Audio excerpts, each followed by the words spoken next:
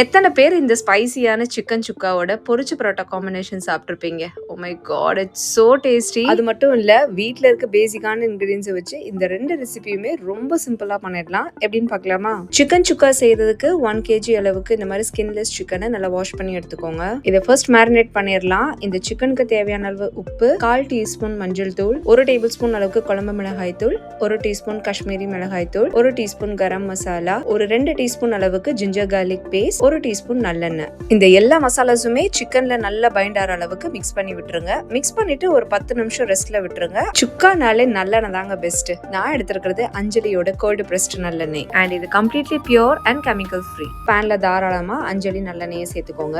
எண்ணெய் நல்லா சூடானதுக்கு அப்புறம் 1/2 டீஸ்பூன் சோம்பு, ஒரு பட்டை, ஒரு அன்னாச்சி பூ, 2 பிரியாணி இலை, 2 பெரிய வெங்காயம், 1/2 தக்காளி எல்லாத்தையும் நல்லா வதக்கிக்கோங்க. அதுவும் நல்லா வதங்கினதுக்கு அப்புறம் நம்ம மேரினேட் பண்ணி வச்சிருந்த சிக்கன் பீசஸ் இதோட சேர்த்துடலாம். இந்த சிக்கன் சுக்கா செய்யறதுக்கு தேவையான இன்கிரீடியன்ஸ் அவ்வளோதாங்க. இப்போ இந்த சிக்கனை அந்த வெங்காயம் தக்காளியோட நல்லா வதக்கி விட்டுருங்க. ஒரு 2 நிமிஷம் மீடியம் ஃப்ளேம்ல நல்லா வதங்கினதுக்கு அப்புறம் 1 கப் அளவுக்கு தண்ணி சேர்த்துட்டு மூடி போட்டு நல்லா ஒரு 10 இருந்து 15 நிமிஷம் குக் பண்ணுங்க. நல்லா எண்ணெய் பிரிஞ்சு வந்துடும். கடைசியா கொஞ்சம் கருவேப்பிலையும் முந்திரி பருப்பும் சேர்த்துட்டு ஃப்ளேமை ஹைல வச்சுட்டு நல்லா ஒரு 2 நிமிஷம் ரோஸ்ட் பண்ணிடுங்க. அவ்வளவுதான், ரொம்ப சிம்பிள். இதை பண்றதுக்கு நல்ல காரசாரமான சிக்கன் சுக்கா ரெடி. இது எல்லா மெயின் டிஷ்ஷஸுக்குமே பர்ஃபெக்டா இருக்கும். கண்டிப்பா ட்ரை பண்ணி பாருங்க.